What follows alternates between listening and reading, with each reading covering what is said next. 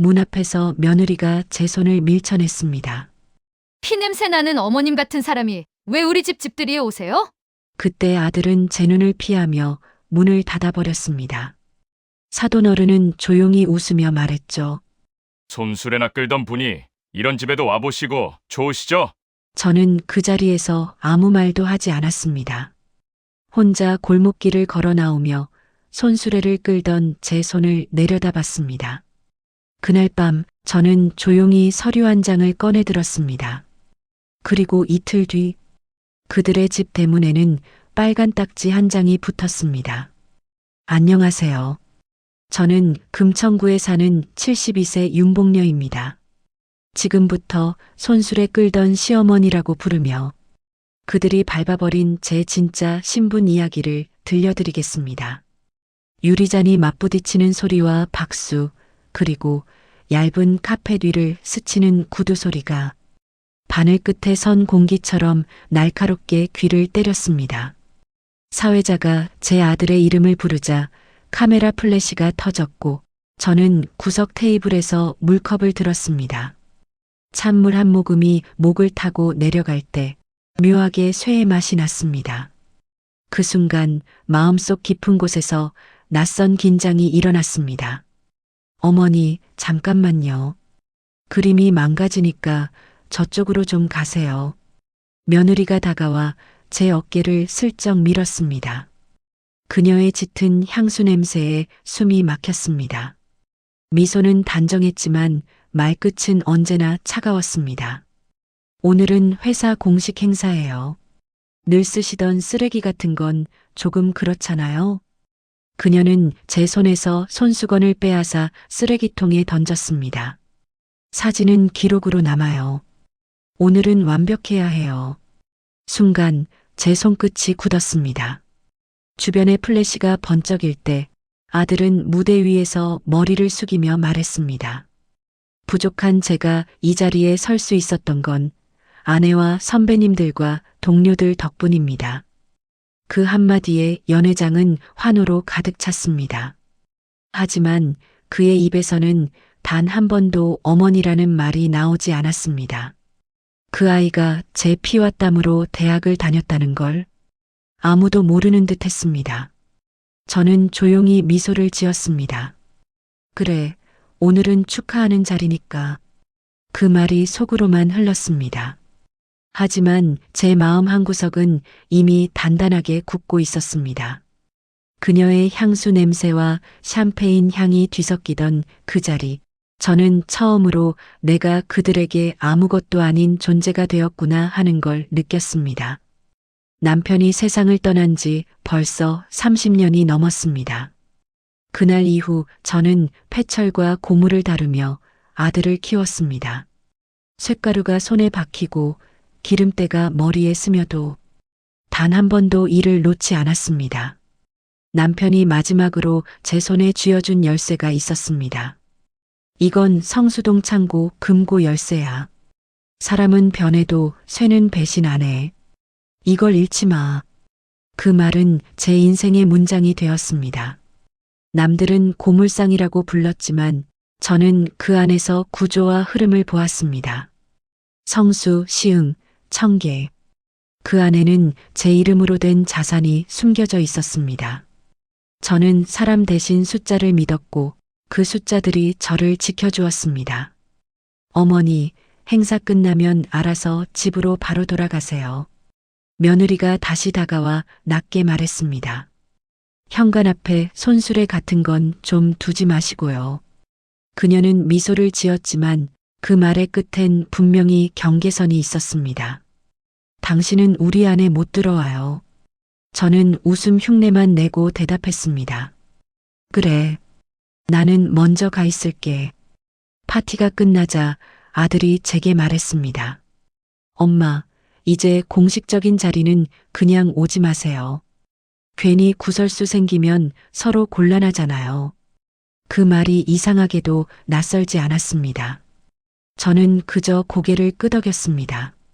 그래, 이제는 나도 내 일에만 집중해야겠구나. 그 말 뒤에는 네가 모르는 세상에서 움직이겠다는 뜻이 숨어 있었습니다. 밖으로 나오자 찬 공기가 뺨을 스쳤습니다. 자동문이 닫히며 들린 며느리의 웃음이 잔잔한 칼날처럼 귓가에 남았습니다. 주머니 속에서 손끝에 걸린 것은 남편이 남기고 간 낡은 열쇠였습니다. 쇠의 차가운 감촉이 손끝에서 심장으로 번졌습니다. 그래요. 당신 말이 맞아요. 쇠는 배신하지 않아요. 저는 그 열쇠를 꼭 쥐었습니다. 그 순간 안쪽에서 딸깍하는 소리가 들리는 듯 했습니다. 마음속 어딘가에서 오래 잠들어 있던 문이 다시 열리는 소리였습니다. 사진 속의 사람들은 웃고 있었지만 저는 이제 웃지 않아도 괜찮았습니다. 사진이 진실을 대신해 주지는 않으니까요. 그날 저는 모욕을 당한 게 아니라 신호를 받았습니다. 쇠는 배신하지 않듯 저도 무너지지 않을 겁니다. 다만 저들의 위선을 먼저 부식시킬 겁니다. 사람들은 저를 고물 줍는 할머니라고 부릅니다. 저는 평생 쇳가루 속에서 살아온 사람이니까요. 쇳가루 냄새는 차갑지만 그 속엔 따뜻한 손의 온기가 스며 있습니다. 남편은 젊은 시절 작은 철강 공장의 창립 멤버였습니다. 그때는 매일같이 쇠를 만지며 꿈을 이야기했죠. 복녀야, 쇠는 사람처럼 거짓말을 안 해. 힘을 주면 그만큼 버티고 방심하면 바로 부서져. 우리 인생도 그럴 거야. 그 말이 제게는 인생의 철칙이 됐습니다. 남편이 세상을 떠난 건 아들이 10살 되던 해였습니다. 공장 기계가 폭주하면서 남편은 끝내 돌아오지 못했어요. 그날 이후 저는 한 번도 쇠의 소리를 무서워한 적이 없습니다. 쇠는 남편이 남긴 마지막 유산이었으니까요. 처음엔 아무것도 몰랐습니다. 경매장에 나가면 남자들 틈에서 아줌마는 뒤로 서요라는 말을 들었죠. 하지만 저는 끝까지 버텼습니다. 한 번은 밤새 철근 더미를 실어 나르다가 손가락이 찢어졌습니다. 살점이 떨어져 나가도 그날 물건을 제값에 넘겼습니다. 그렇게 모은 첫 300만 원으로 중고 트럭을 샀고 그 트럭으로 시흥과 인천의 고철장을 오갔습니다. 엄마, 오늘도 고물 팔았어? 응, 많이 팔았지. 오늘은 철이 잘 나갔어. 그렇게 말하면서 저는 마음속으로 다짐했어요. 이 아이만큼은 쇠를 만지지 않게 하겠다. 그런데 세상은 아이러니하죠. 제가 철로 버틴 세월이 나중엔 제 자존심이 되더군요.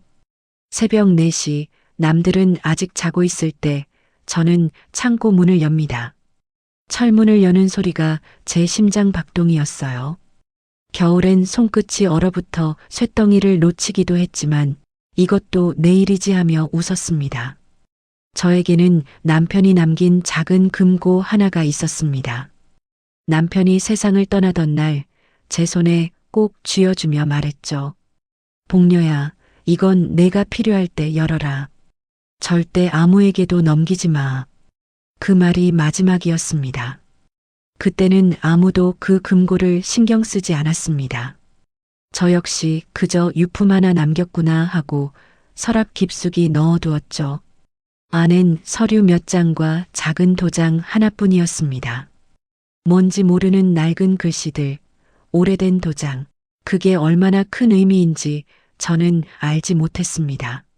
하지만 저는 그걸 버리지 않고 꼭 보관했습니다. 남편이 저에게 남긴 것은 항상 이유가 있었다는 걸 믿었기 때문입니다. 세월이 흘렀습니다. 그 사이 제 손톱 밑에는 늘 쇳가루가 끼어 있었고 지게차에서 튄 기름이 옷깃에 말라붙는 날도 많았습니다. 아들은 그 손을 싫어했습니다. 밥상을 앞에 두고도 제 손을 힐끗 보며 얼굴을 돌렸죠.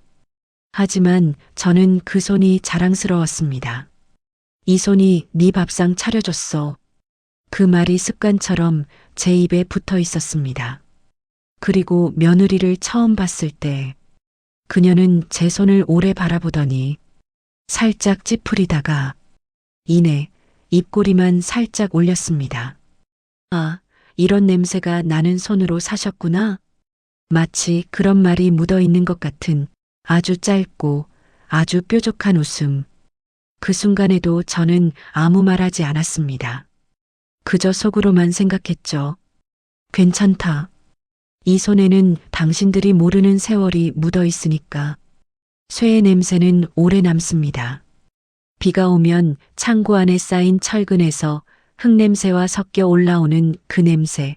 그게 제 청춘의 향이었어요. 그리고 저는 이제 압니다. 그 냄새가 다시 제 인생을 구해줄 거라는 걸요. 어느 날 며느리 지혜는 이사를 앞두고 저를 불렀습니다. 어머니, 이삿짐 센터 사람들만 두면 좀 불안해서요. 식기류랑 유리그릇 같은 건 어머니가 포장하시는 게 낫잖아요.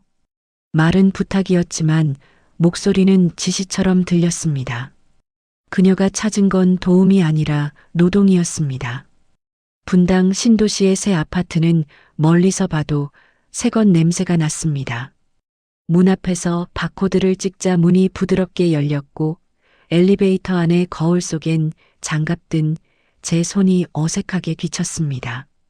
손등에는 굳은 살과 작은 상처가 남아 있었고 그 주름마다 철가루가 묻어 있던 흔적이 박혀 있었습니다.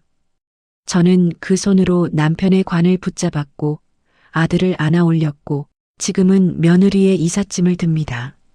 지혜는 이미 거실 한가운데 서 있었습니다. 하얀 셔츠와 슬랙스, 손목엔 얇은 금 팔찌. 어머님, 여긴 깨지기 쉬운 컵들이에요. 하나하나 저 신문지로 싸서 제대로 포장 좀 해둬요. 그녀는 웃으며 덧붙였습니다. 아, 근데 어머니 손에 배인 고철 냄새가 제 물건에 뵐 수도 있으니까 장갑은 꼭 끼세요. 그녀는 코끝을 찡그리며 제 옆에 있던 손세정제를 톡 눌러 손에 바르고 향을 맡았습니다. 제가 냄새에 예민해서요. 피냄새 같다고 해야 하나 그 쇠냄새 오래 남잖아요.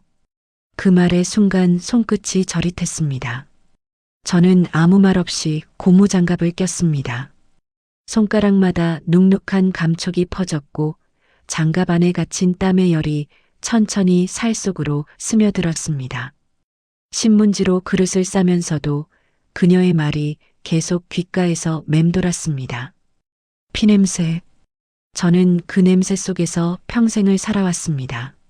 쇠가 녹을 때 나는 냄새, 지게차에서 떨어진 철판이 바닥에 부딪힐 때 터지는 열기, 그게 제 일터의 냄새였고 우리 가족의 밤 냄새였습니다.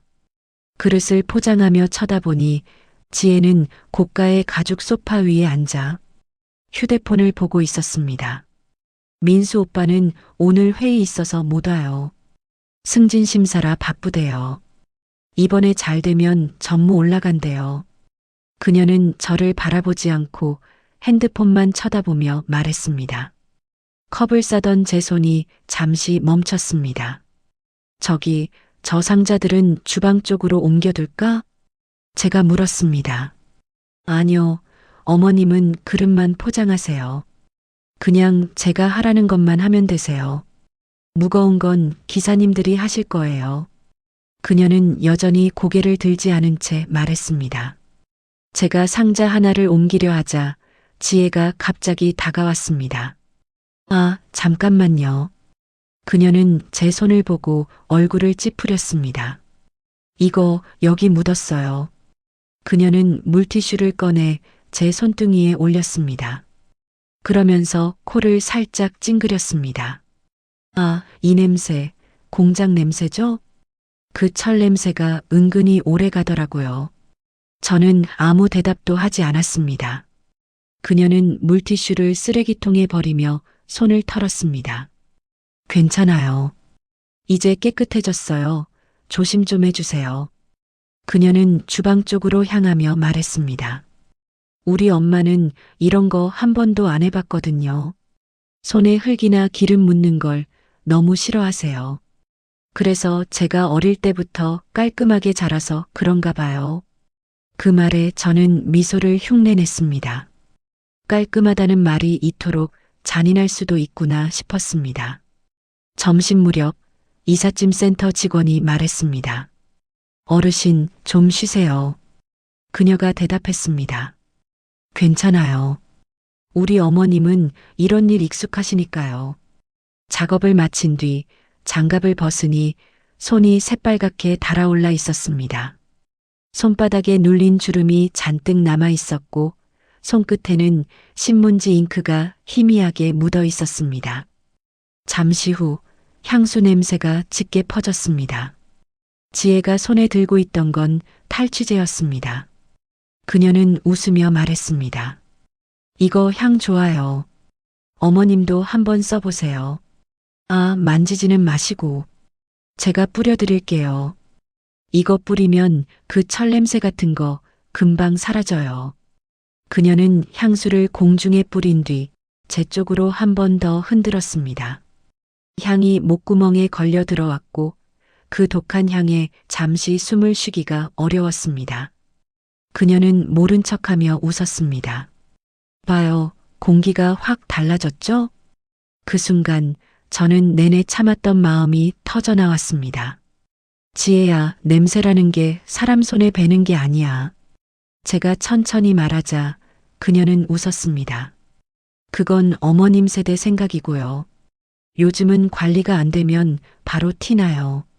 그녀는 다시 향수를 뿌렸습니다. 그 냄새가 제 코에 와닿는 순간 마음 한가운데에서 뭔가가 서서히 식어갔습니다. 분노가 아니라 깨달음 같은 것이었습니다. 이 집에서 나는 냄새와 저의 냄새는 애초부터 섞이지 않는다는 걸요. 작업을 마친 뒤 지혜는 혼자 커피를 마시며 말했습니다. 어머님, 오늘 도와주셔서 감사해요. 저희 엄마는 곱게 사셔서 이런 일을 못하세요. 이런 일은 어머니가 잘하시잖아요. 늘 하시는 일이기도 하고. 그 말이 인사처럼 들렸지만 끝에 살짝 걸려있던 비웃음을 저는 놓치지 않았습니다. 그녀가 컵을 내려놓자 그 표면에 제 손자국이 남았습니다. 그녀는 물티슈를 다시 꺼내 그 자국을 천천히 닦아냈습니다. 그 작은 동작 하나가 오늘 하루 내내 제 가슴을 누르고 있었습니다. 집으로 돌아오는 길 버스 창문에 제 손이 비쳤습니다. 햇빛이 쇠처럼 번쩍거렸습니다. 지혜가 말했던 냄새가 다시 코끝에 스쳤습니다. 그건 제가 살아온 세월의 증거였지만 오늘은 모욕의 냄새로 치부당했습니다. 그날 새벽, 세상은 조용했고 제 안의 결심만 또렷했습니다. 오늘은 제가 오래 미뤄둔 것들을 시작하는 날입니다. 창문 밖엔 빗소리 대신 냉기가 내려앉아 있었고 벽식의 초침이 귓가를 파고들었습니다. 그 소리가 마치 이제는 네 차례야라고 말하는 것 같았습니다.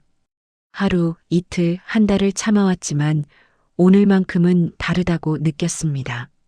테이블 위엔 낡은 열쇠와 서류 봉투, 그리고 메모지 한 장이 있었습니다. 손바닥에 굳은 살이 마치 오래된 약속의 증거처럼 느껴졌습니다. 저는 휴대폰을 집어들었습니다. 화면 불빛이 어둠 속에서 제 얼굴을 비췄습니다. 그 빛 아래서 지난 며칠의 장면들이 스쳤습니다. 며느리의 차가운 눈빛, 손에 배었다던 쇠냄새, 그리고 아무렇지 않게 내뱉던 그 말. 요즘 세상은 냄새로도 신분이 구분돼요. 어머니의 신분은 아시죠? 그 말이 내내 귓가에서 떠나지 않았습니다. 저는 깊게 숨을 들이쉬었습니다. 그리고 다짐했습니다. 이제 말이 아니라 증거로 답할 때다. 저는 낡은 수첩을 꺼냈습니다. 거기엔 남편이 살아있을 때 함께 거래하던 이름들이 빼곡히 적혀 있었습니다. 그중 한 이름 박이사. 남편이 늘 말하던 사람이었습니다. 복녀야, 저 사람은 종이에 이름 하나 잘못 적는 법이 없어. 숫자 하나로 인생을 바꾸는 사람이야. 그 문장이 문득 떠올랐습니다. 저는 그 번호를 손끝으로 눌렀습니다. 전화기 안에서 신호음이 울렸습니다. 그 짧은 소리가 마치 심장 박동처럼 느껴졌습니다. 여보세요? 낮고 묵직한 남자의 목소리가 들렸습니다. 저 윤봉녀입니다. 기억하시겠어요? 잠시 정적이 흘렀습니다. 그가 숨을 고르더니 낮게 말했습니다. 당연하죠, 여사님. 오래전 번호를 그대로 쓰고 계셨군요. 예. 남편 생전에 남겨둔 계약 서류건으로 전화드렸습니다. 어떤 종류의 서류인지 여쭤봐도 될까요? 저도 정확히는 모릅니다. 남편이 떠나기 전 제게 넘겨준 서류철이 하나 있습니다. 오랫동안 열어보지 못했어요. 그는 한 박자 늦게 대답했습니다. 그렇다면 일단 서류를 보내주시겠습니까? 내용을 확인해야 제가 말씀드릴 수 있을 것 같습니다. 내일 오전 이사님 사무실로 찾아가겠습니다. 그는 천천히 숨을 내쉬었습니다.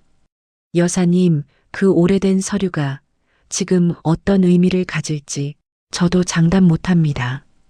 다만 확인해 보죠. 그래야겠지요. 누군가 제 자리를 지우려 하더군요. 그래서 저도 증명하려 합니다. 내가 어떤 이름으로 살아왔는지. 그 말이 입 밖으로 나오자 이상하게 공기가 맑아졌습니다. 두려움도 분노도 없었습니다. 그냥 오래된 마음의 녹이 벗겨지는 기분이었습니다. 전화를 끊고 나서 저는 메모지 아래에 한 줄을 더 썼습니다. 박 이사 사무실, 내일 오전 11시. 서류 원본 제출. 펜촉이 종이를 스치는 소리가 유난히 또렷했습니다. 그 순간 깨달았습니다. 이건 복수가 아니라 회복이라는 걸요. 저는 창문을 열었습니다. 바람이 밀려 들어왔고 커튼이 천천히 흔들렸습니다. 멀리 새벽 트럭이 지나가며 길 위의 물기를 튀겼습니다. 그 소리가 묘하게 경쾌했습니다. 아니, 어쩌면 제 심장 소리와 닮았는지도 모르겠습니다. 전화를 끊고 난 뒤 방 안이 다시 조용해졌습니다. 하지만 제 마음은 오히려 더 분주해졌습니다. 오랫동안 열지 말자고 다짐해둔 금고가 제 눈에 들어왔습니다. 남편이 세상을 떠나기 전 이건 너가 필요할 때 열어 라고 말하며 준 작은 금고. 저는 천천히 서랍을 열고 그 금고를 꺼내 놓았습니다. 겉면엔 오래된 먼지가 앉아 있었고 손가락으로 쓰레기를 털어내자 남편이 늘 쓰던 금속 냄새가 아주 희미하게 풍겼습니다. 열쇠를 꽂자 딸깍 오래된 잠금이 풀리는 소리가 너무 선명했습니다. 금고 안에는 낡은 서류철 한 권과 색이 바랜 통장 2개가 들어 있었습니다. 하나는 제 이름, 하나는 남편 이름. 저는 그 자리에서 통장을 펼쳐보지 않았습니다. 두려웠다기보다 이제 제대로 마주할 때가 아니라는 느낌이 들었습니다. 대신 서류철을 손끝으로 넘기는데 표지에 적힌 문구가 눈에 들어왔습니다. 주식회사 복강스틸 공동 지분 계약서. 그 순간 심장이 아주 빠르게 뛰기 시작했습니다. 제가 고물상이라고만 생각해온 지난 세월들이 어쩌면 제가 모르는 다른 일들로 이어져 있을지도 모른다는 생각이 들었습니다. 금액도 규모도 의미도 아직 아무것도 모릅니다. 하지만 분명했습니다. 이 서류는 나에 대한 세상의 시선을 뒤집을 열쇠구나. 저는 서류철을 다시 금고에 넣어두었습니다. 문을 닫는 순간 마음 한가운데에서 묘한 전율이 흘렀습니다. 이제 모든 게 움직이기 시작했습니다.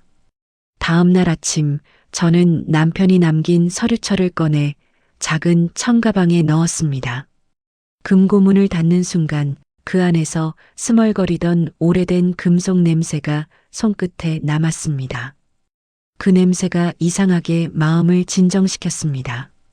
그래, 당신이 남겨준 거니까 이제는 내가 제대로 확인해 볼게. 남편에게 말을 건네듯 중얼거렸습니다. 도착한 박 이사가 있는 사무실은 예전과 다르지 않았습니다.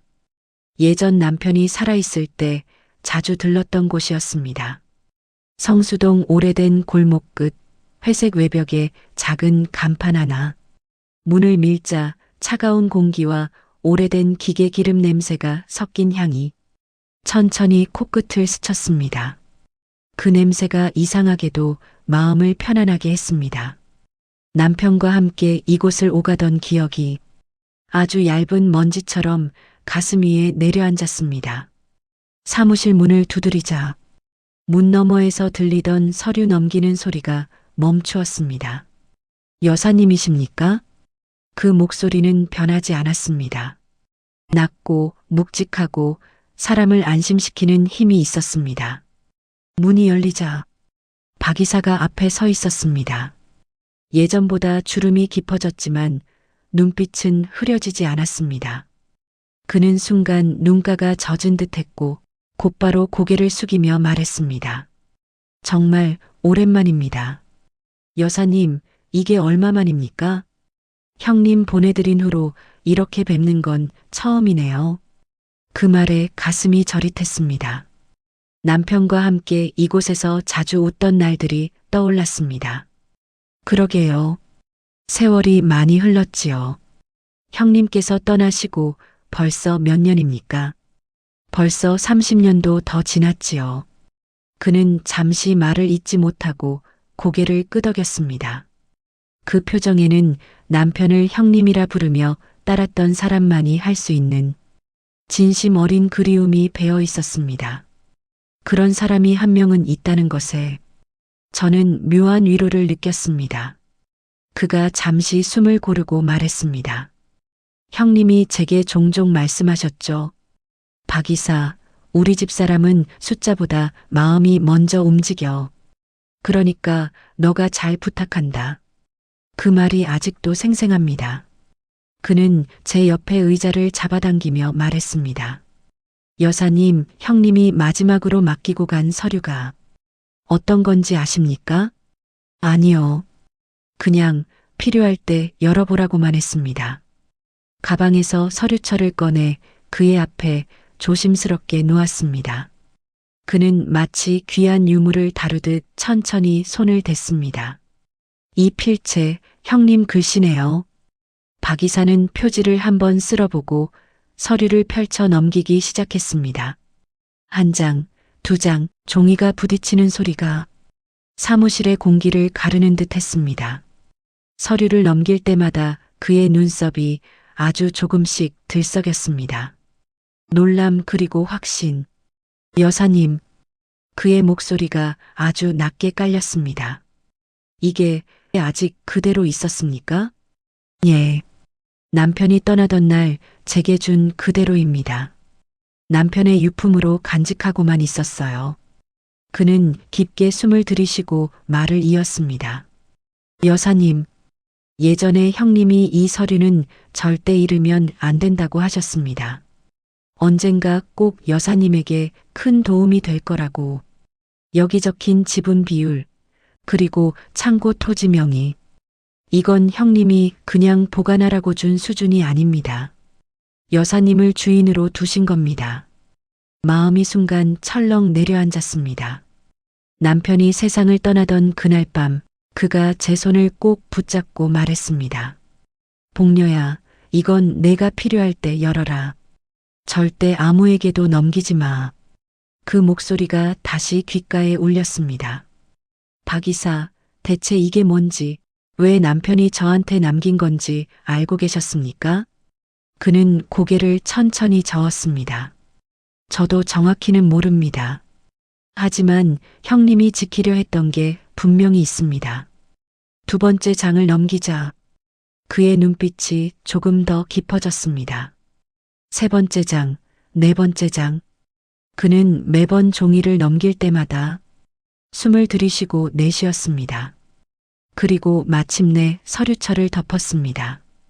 그는 손을 떨며 말했습니다. 여사님, 그의 목소리가 아주 낮게 가라앉았습니다.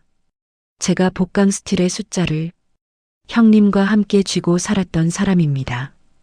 형님이 떠나시기 전에 이걸 여사님에게 넘겼다는 건 의도가 분명합니다. 그 다음 말은 진짜 칼날처럼 귀를 때렸습니다. 이건 여사님 인생을 지키는 방패입니다.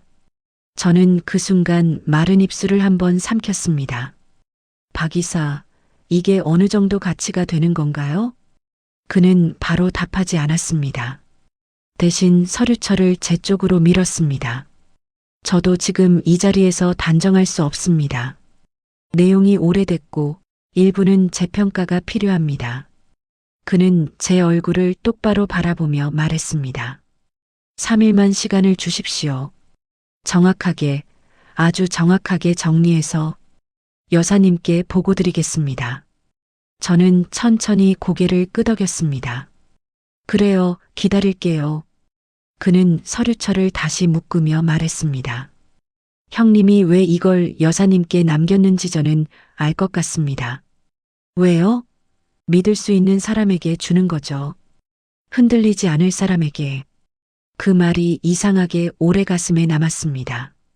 사무실을 나와 엘리베이터에 기대섰습니다. 철문이 닫히는 소리가 유난히 쓸쓸하게 들렸습니다. 남편이 마지막으로 제 손에 쥐어준 서류철. 저는 그걸 그저 마지막 정리라고만 생각했습니다. 하지만 이렇게까지 박 이사의 표정이 변할 만큼 중요한 물건이라면 도대체 어떤 규모일까? 남편이 왜 마지막에 나를 선택했을까? 낯선 기대가 동시에 가슴을 두드렸습니다. 그리고 정확히 3일 뒤, 그날 오후 4시를 조금 넘겼을 때였습니다. 휴대폰이 진동했고 화면에 짧은 문장이 떴습니다. 박준성 이사, 메일이 도착했습니다. 복강 스틸 및 부속 자산 종합평가 보고서. 제목 아래 단 한 줄의 문장. 여사님 확인하시고 전화 주세요. 저는 숨을 한번 고르고 떨리는 손으로 이메일을 열었습니다. 첨부 파일 하나. 자산 및 지분 현황 정밀 평가 보고서. 파일을 누르는 순간 화면이 켜지며 긴 문서가 펼쳐졌습니다. 첫 페이지 상단에는 선명하게 적혀 있었습니다. 윤봉녀 명의 종합자산평가액, 추정가치 472억에서 531억. 숨이 멎었습니다. 저는 손끝으로 화면을 천천히 내렸습니다. 성수창고 부지평가액 330억 원. 시흥 물류동 자산평가액 420억 원. 청계매입센터 매입부지 180억 원. 주식회사 복강스틸 연 매출 구간 220억에서 260억. 현재 납품처 전국 건설자 14곳. 납품처 전국 14개 건설사라는 문구 아래 익숙한 회사명 2개가 제 눈을 붙잡았습니다. 지혜의 아버지가 운영하는 건설사들이었습니다. 문서를 다 읽는 동안 손이 떨렸습니다. 정말 당신이 날 지켜준 거였네요. 모든 것이 증명되는 순간이었습니다. 남편 지분 50%, 제 명의 50%, 배우자 사망 시 자동으로 제게 승계되는 구조. 즉, 지금은 제 명의 100%였습니다. 박 이사가 보낸 이메일의 마지막 줄이 눈에 들어왔습니다. 여사님, 형님은 당신에게 회사를 맡기신 겁니다. 당신이 가장 믿을 만한 사람이라서요. 눈앞이 뿌얘졌습니다. 남편이 마지막으로 제 손에 쥐어준 열쇠의 의미가 무엇이었는지 이제 알 것 같았습니다. 오랫동안 고물더미 속에 묻혀있던 제 이름이 거대한 숫자와 함께 세상 위로 떠오르고 있었습니다. 며칠 뒤 지혜에게서 전화가 왔습니다. 어머님, 이번 주말에 집들이해요. 저희 부모님이 사준 집에서요. 그 말투는 초대가 아니라 공지에 가까웠습니다. 어머님은 갈비찜 좀 해오실래요? 우리 부모님 입맛이 까다로워서요. 반찬도 최소 8가지는 됐으면 해요. 그녀는 말끝을 길게 끌며 웃었습니다. 그 웃음엔 당연히 하셔야 하는 일이라는 뜻이 얇게 깔려 있었습니다. 어머님이 이런 건 잘하시잖아요. 부탁하는 사람의 말투가 아니었습니다. 당연히 해야 할 몫을 지시하는 말투였습니다. 저는 조용히 대답했습니다. 알겠어. 머릿속에서는 지혜의 말투가 계속 울렸습니다. 우리 부모님이 사준 집에서요. 어머님이 이런 건 잘하시잖아요. 그 말 속엔 당신 자리는 여기라는 선이 그어져 있었습니다. 집들이 날이 되었습니다. 문이 열리자 지혜의 얼굴에 습관처럼 박힌 미소가 보였습니다. 어머님, 이제야 오셨네요. 아, 음식은 거기 놓으세요. 냄새 빠지게 뚜껑은 열어두시고요. 그녀는 손끝으로 코를 살짝 가렸습니다. 아무도 모를 것처럼 말이죠. 어머님, 냉장고 위에 있는 종지랑 앞접시 좀 꺼내오세요. 저희 엄마는 이런 거 직접 안 하셔서요. 거실에선 사돈 부부가 가만히 앉아 있었습니다. 제가 부엌에서 접시를 들고 나오자 사돈 어머니가 제 손을 힐끗 보았습니다. 지혜야, 어머님 손이 고생 많이 하신 손이네. 말은 고생이었지만 그 말 속엔 남루하다라는 뜻이 분명하게 섞여 있었습니다. 지혜는 대답했습니다. 엄마, 어머님은 강하셔서 괜찮아요. 손수레도 끄는 분이잖아요. 사돈은 피식 웃으며 덧붙였습니다. 아이고, 우리는 그런 건 한 번도 안 해봐서. 그런 일 하던 손이면 집안일은 훨씬 쉽겠네. 그 자리에 있던 모두가 웃었지만 저는 웃을 수 없었습니다. 이어서 지혜의 아버지는 제가 해온 음식들을 보자마자 말했습니다. 이게 직접 하신 거예요? 그래도 성의는 있네요. 성의는 있다. 칭찬처럼 들리지만 결코 칭찬이 아니었습니다. 사돈 어머니는 갈비찜을 한 숟가락 뜨더니 숟가락을 내려놓았습니다. 아이고, 이건 좀 달다. 우리 지혜는 단 음식은 잘 못 먹는데. 지혜는 옆에서 씩 웃었습니다. 엄마, 어머님이 옛날식으로 하셔서 그래. 요즘은 이렇게 안 하는데, 그치? 그 말이 가시처럼 마음에 박혔습니다. 식사가 끝나자 지혜가 제 쪽을 보며 말했습니다. 어머님, 과일 좀 내와 주실래요? 냉장고 안에 있어요. 그녀는 고개도 들지 않고 말했습니다. 자연스럽게 제게 부엌 일을 맡겼습니다. 조용히 주방으로 가는데 아들이 따라와 제 귀에 속삭였습니다. 엄마, 오늘 비위 좀 잘 맞춰주고 너무 촌티내지 마. 지혜 부모님은 상류층이야. 나 쪽팔리게 하지 말고. 이 집도 다 지혜네서 해준 거잖아.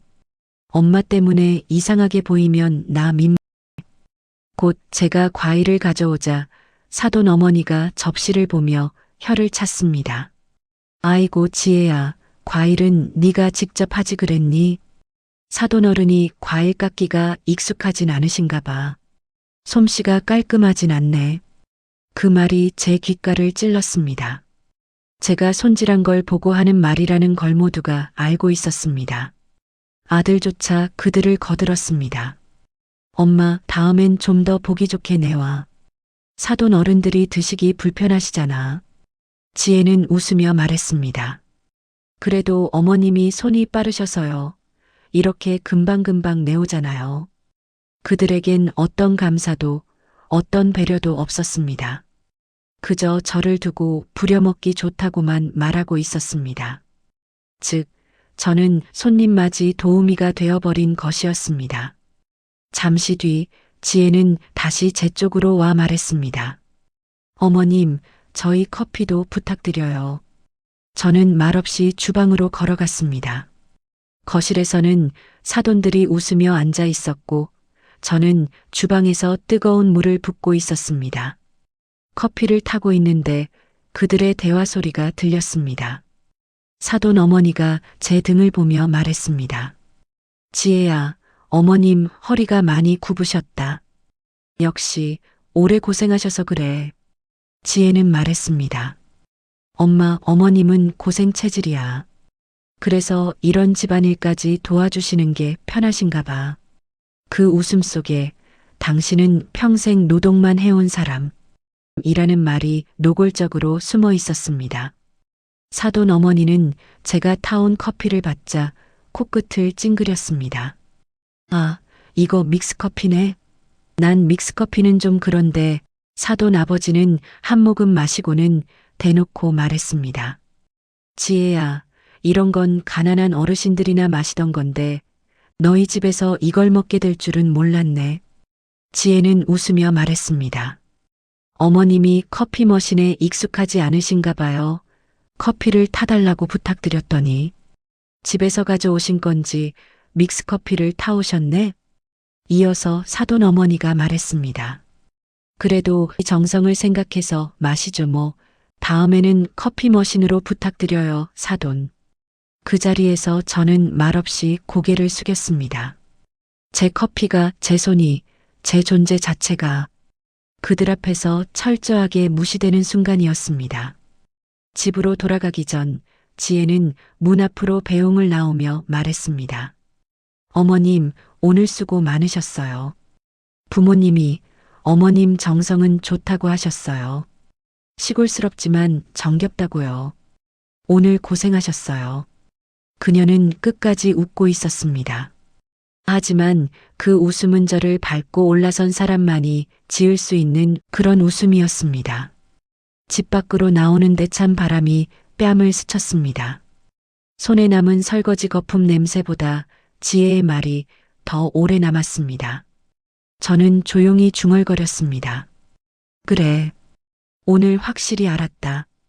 너희는 날 사람으로 보지 않는구나. 그들은 아직 모릅니다. 제가 어떤 이름을 그리고 어떤 힘을 손에 쥐고 있는지. 너희가 나를 이렇게 대한다면 이제 내가 가진 것들을 보여줘야지. 집으로 가려던 저녁이었습니다. 지혜에게서 전화가 왔습니다. 어머님, 잠깐만 들르실래요? 집 정리 좀 도와주셔야 해서요. 목소리는 부탁이 아니라 또다시 지시였습니다. 문을 열자마자 지혜가 제 팔을 잡아 끌었습니다. 여기요, 이게 왜 이렇게 쌓여 있어요? 어머님은 이런 건 좀 빨리빨리 하셔야죠. 팔을 잡아 끄는 힘이 생각보다 강했습니다. 손목에서 퍽 하는 둔한 통증이 올라왔습니다. 아, 지혜야, 그렇게 잡으면 팔이 아파. 어머님은 좀만 잡아도 아프다고 하시네요. 진짜 예민하시네. 그녀는 손을 탁 놓으며 비웃었습니다. 싱크대 앞에 서자 지혜의 불만이 시작됐습니다. 설거지 좀 똑바로 해봐요. 물때가 남았잖아요. 평생 해오던 일 아니에요? 거실에서 아들이 나왔습니다. 그는 제 손목을 보지도 않고 말했습니다. 엄마, 지혜 스트레스 받게 하지 마. 내가 말했지? 여기선 엄마가 맞춰야 한다고. 지혜는 제 뒤에서 작은 목소리로 말했습니다. 그러게, 어머니는 그냥 도우미처럼 행동하시면 돼요. 그 말이 제 등을 찔렀습니다. 설거지를 마치고 나가려는데 지혜가 갑자기 제 어깨를 밀었습니다. 아, 비켜봐요 좀. 진짜 답답해 죽겠네. 순간 몸이 옆으로 쏠리며 싱크대 모서리에 부딪혔습니다. 손등이 차갑게 저려왔습니다. 잠시 후 붉은 멍이 번지기 시작했습니다. 아들은 그 모습을 보고도 말했습니다. 엄마가 뭘 잘못했는지는 엄마가 더 잘 알잖아. 괜히 지혜 자극하지 말고. 저는 아무 말도 하지 못했습니다. 지혜는 현관 앞까지 따라와 말했습니다. 어머님, 한 번에 일을 제대로 해주시면 이런 일 없잖아요. 섭섭해 하실 필요 없어요. 그리고 앞으로도 잘 부탁드려요. 이제 그녀는 완전히 저를 집안일 해주는 가정부로 생각하고 있었습니다. 집에 도착한 저는 세면대 불빛 아래 손등을 들여다보았습니다. 붉은 멍이 서서히 퍼지고 있었습니다. 손끝이 잠시 떨렸습니다. 내가 이런 취급까지 받아야 하는 사람이었나? 말이 새어나왔습니다. 그 순간 휴대폰이 진동했습니다. 박준성 이사, 여사님 보고서 잘 보셨습니까? 이제는 여사님이 오셔야 합니다. 그의 목소리는 낮고 단단했습니다. 복강 스틸은 사실상 여사님 회사입니다. 이제 자리를 찾으셔야죠. 순간 손등에 뭔가 보고서 첫 장의 숫자들이 겹쳐 보였습니다. 내일 가겠습니다. 다음 날 아침, 창밖엔 흐린 햇빛이 깔리고 골목은 조용했습니다. 그때 검은 세단 한 대가 저희 집 앞에서 멈춰 섰습니다. 박 이사가 직접 내렸습니다. 여사님, 아니 사장님, 형님도 늘 제가 모셨습니다. 이젠 새로운 사장님을 모실 차례죠. 저는 조용히 고개를 끄덕였습니다. 손에 든 검은 가방이 묵직하게 느껴졌습니다. 마치 남편의 손이 다시 제 손등을 잡아주는 것처럼요. 복강스틸 본사. 오래된 철문이 열리고 안에서 철판을 자르는 소리, 기계 돌아가는 소리가 들렸습니다. 관리자들이 놀란 눈으로 저를 바라봤습니다. 박 이사가 말했습니다. 다들 인사드리죠. 이 회사의 실제 대표이십니다. 사람들의 시선이 일제히 제게 향했습니다. 이상하게 무섭지 않았습니다. 손등의 멍이 오히려 마음을 다잡아줬습니다. 박 이사는 저를 회의실로 이끌었습니다. 두꺼운 파일 하나를 제 앞으로 밀었습니다. 사장님, 문제가 하나 있습니다. 커다란 서류철 속 한 장의 문서가 눈에 들어왔습니다. 거래처 납품 대금 연체네요. 그 아래 익숙한 회사 이름 2개가 빨간 글씨로 찍혀 있었습니다. 지혜의 아버지가 운영하는 건설사, 그리고 그 계열사. 연체 기간 5개월, 연체 금액 78억 7천만 원, 상태, 지급 지연 및 부도 위험 징후가 보임. 숨이 잠시 멎었습니다. 박 이사가 말했습니다. 사장님, 이 두 회사가 지금 크게 흔들리고 있습니다. 대표가 같은 사람이던데 최근 부채가 급격히 늘면서 자금 흐름이 완전히 막힌 것 같습니다. 현장도 몇 군데 멈춰 있는 상황이고 금융권 대출도 현재는 막힌 상태라 자금이 아예 돌지 않는 분위기입니다. 납품 중단을 검토해야 할 수도 있습니다. 저는 아무 대답도 하지 못했습니다. 다만 지혜가 제 손등에 찍어둔 그 멍이 서서히 뜨거워지는 것만 느껴졌습니다. 그래, 세상은 말보다 이런 숫자로 움직이지. 창밖에서 들려오는 철판 소리가 오늘따라 더 명확하게 들렸습니다. 박 이사님, 제가 천천히 말했습니다. 이제 제가 제 자리를 좀 찾아야겠네요. 손등이 붉은 멍이 이상하게도 더 이상 아프지 않았습니다. 며칠 뒤 지혜에게서 메시지가 왔습니다. 어머님, 집사진 좀 찍어두려고요. SNS에 올릴 거니까 잠깐 와서 정리 도와주세요. 도와달라는 말이 아니라 집을 청소해야 하니 얼른 오라는 말투였습니다. 저는 아무 말 없이 집을 나섰습니다. 문을 열자 지혜는 환하게 웃으며 말했습니다. 어머님 오셨어요? 저쪽 커튼 좀 펴주시겠어요? 사진 찍으면 구겨진 게 다 보여서요. 그녀는 카메라를 든 채 저를 보지도 않고 손가락으로 가리켰습니다. 저는 조용히 커튼을 잡아당겼습니다. 그러자 지혜가 뒤에서 중얼거렸습니다. 아, 어머님 손이 저래서 안 예쁘게 나오네. 뭐 어쩔 수 없죠. 그 말은 분명히 들리라고 한 말이었습니다. 거실 테이블도 좀 닦아주세요. 사진은 반짝여야 예쁘거든요. 제가 테이블을 닦는 동안 지혜는 휴대폰 화면만 들여다보며 사진 구도를 잡고 있었습니다. 어머님, 저기 소파 쿠션도 좀 정리해 주세요. 삐뚤어지면 별로거든요. 지혜는 저를 쳐다보지도 않고 큐 사인을 주듯 짧게 턱을 들어 올렸습니다. 마치 촬영 스태프에게 지시하듯이 저는 천천히 쿠션을 정리했습니다. 손등의 멍 자국은 아직 누렇게 남아 있었습니다. 그때 아들이 방에서 나왔습니다. 침대에서 막 일어난 얼굴이었습니다. 엄마 또 늦게 왔나 보네. 지혜가 부르면 빨리 좀 오지. 지혜는 웃으며 아들의 팔짱을 끼웠습니다. 여보, 어머님이 늦으셔서 아직 촬영도 못했잖아. 지금 촬영 중요한데 말이야. 아들은 저를 힐끗 보며 말했습니다. 엄마는 이런 거 이해 못하잖아. 감각이 없으니까. 저는 말없이 고개만 끄덕였습니다. 그들 눈에서 저는 그저 정리해주는 사람이었고 너무 자연스럽게 집의 배경이 되어 있었습니다. 어머님, 저희 부모님도 보실 거니까 저기 발코니 유리창도 좀 닦아주세요. 지혜는 휴대폰으로 영상을 돌려보더니 피식 웃었습니다.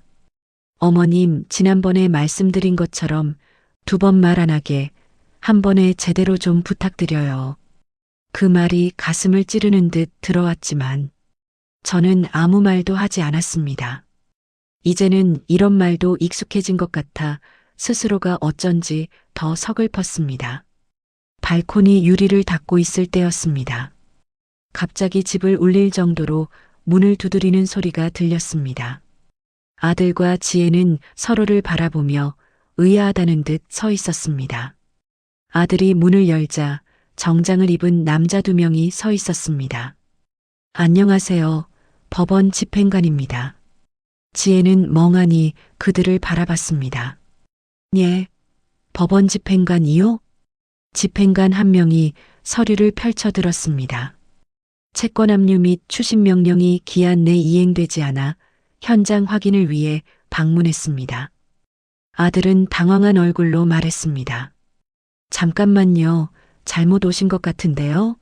여긴 저희 집인데요? 집행관은 단호하게 고개를 저었습니다. 주소 맞습니다. 몇 차례 통지서를 보냈으나 연락이 되지 않아 방문한 것입니다. 지혜의 얼굴이 창백해졌습니다.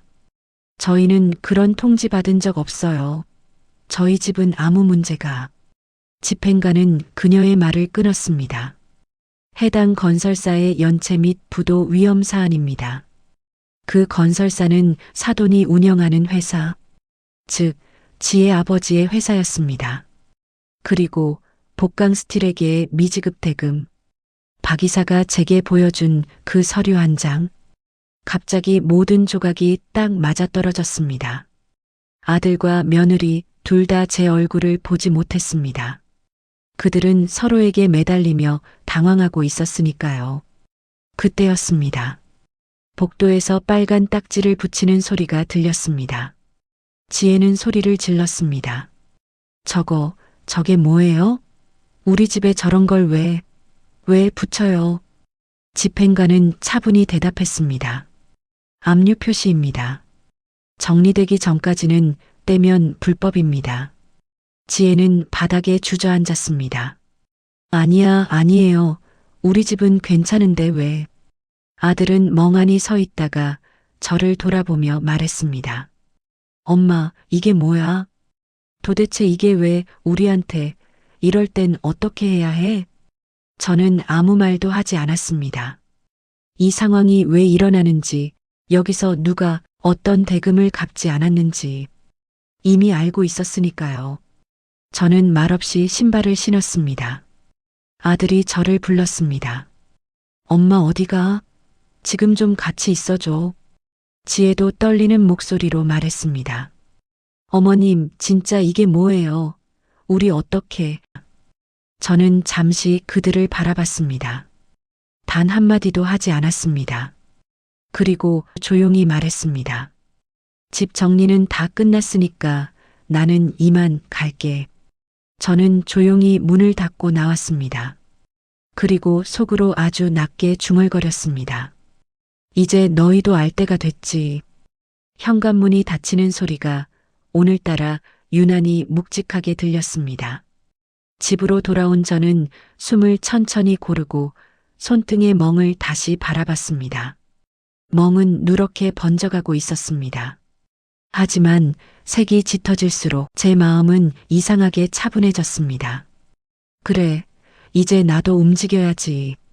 저는 핸드폰을 꺼내 박 이사에게 짧은 메시지를 보냈습니다. 내일 오전 사무실에서 회의할 게 있습니다. 오랜만에 제 손가락이 누구의 지시가 아닌 제 의지로 움직이는 느낌이었습니다. 다음 날 새벽, 바람이 유난히 차갑게 불었습니다. 손등의 멍은 더 선명해져 있었지만 이상하게 전혀 아프지 않았습니다. 오히려 마음이 또렷해지는 느낌만 들었습니다.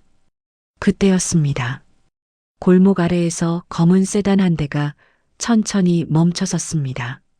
문이 열리며 박 이사가 고개를 숙였습니다. 사장님, 기다리고 있었습니다. 그 말 한마디가 어제의 저와 오늘의 저를 또렷하게 갈라놓았습니다. 이제는 누구의 엄마도 누구의 가정부도 아닌 제 이름의 자리로 돌아가는 날이었습니다. 복강스틸 본사. 철문이 열리는 소리가 아침 공기를 가르며 울렸습니다.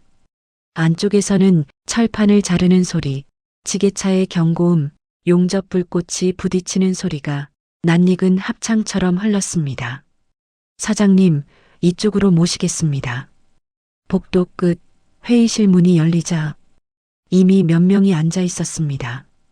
재무팀장, 법무 담당 변호사, 회계팀 직원, 모두가 자리에서 일어나 저에게 인사했습니다. 안녕하십니까, 사장님. 그 인사말은 아직은 조금 어색했지만 이상하게 마음은 편안했습니다. 그래, 이 자리가 원래 내 자리였지. 마음속으로 조용히 그렇게 되뇌었습니다. 박 이사가 두꺼운 파일을 제 앞으로 밀어놓았습니다. 사장님, 어제 말씀하신 대로 대건건설건부터 정리했습니다. 대건건설, 지혜의 아버지가 운영하는 바로 그 회사의 이름이었습니다. 파일 표지에는 굵은 글씨가 적혀 있었습니다. 대건건설 및 계열사 거래 내역, 연체 현황 보고, 21번 고르고 파일을 펼쳤습니다. 첫 페이지 상단 굵은 숫자들이 눈에 들어왔습니다. 연체 기간 5개월, 연체 금액 78억 7천만 원, 상태 장기 연체, 부도 위험, 고위험 구간. 재무팀장이 그래프 위를 짚었습니다. 사장님, 처음 2달은 조금이라도 입금이 됐습니다. 그런데 세 번째 달부터는 한 푼도 입금되지 않았습니다. 페이지를 넘기니 납품 일정표, 입금 예정일, 그리고 모두 빗금으로 지워진 칸들이 이어져 있었습니다. 박 이사가 낮게 웃었습니다. 대건건설, 이름은 대건이지만 지금은 안에서부터 완전히 무너지고 있습니다. 법무 담당 변호사가 조심스럽게 말을 이었습니다.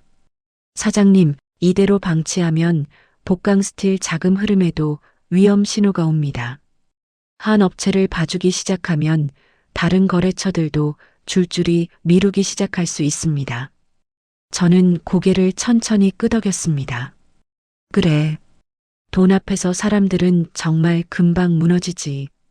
어제 지혜 집 거실에서 붙던 빨간 압류 딱지가 떠올랐습니다.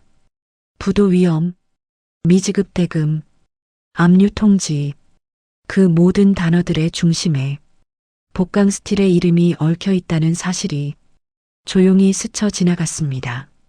법적으로 할 수 있는 건 다 준비해 두었습니다. 변호사가 다음 페이지를 펼쳤습니다.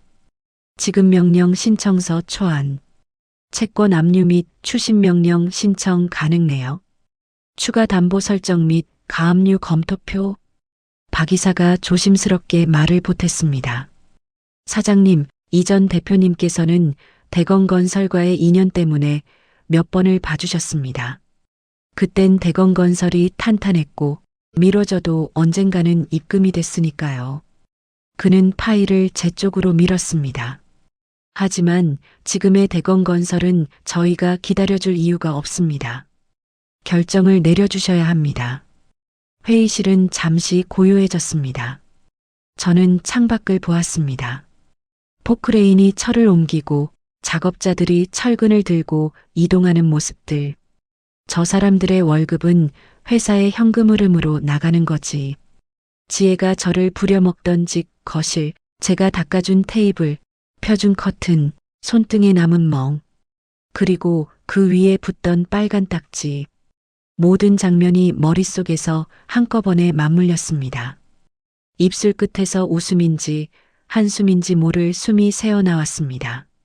사장님, 박 이사가 다시 불렀습니다.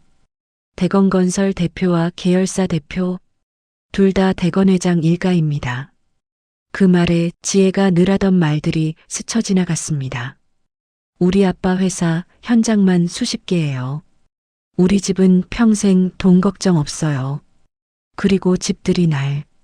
사돈이 제 손을 내려다보며 비웃던 그 표정까지 제 안에서 확실한 결심이 섰습니다. 그래, 네 아버지가 그렇게 잘 나가던 시절이 있었겠지. 저는 파일을 천천히 덮었습니다. 손등의 멍은 여전히 노랗게 남아 있었지만 이상하게도 색이 흐려지는 느낌이 들었습니다. 박 이사, 제 목소리가 회의실 안에 또렷하게 울렸습니다.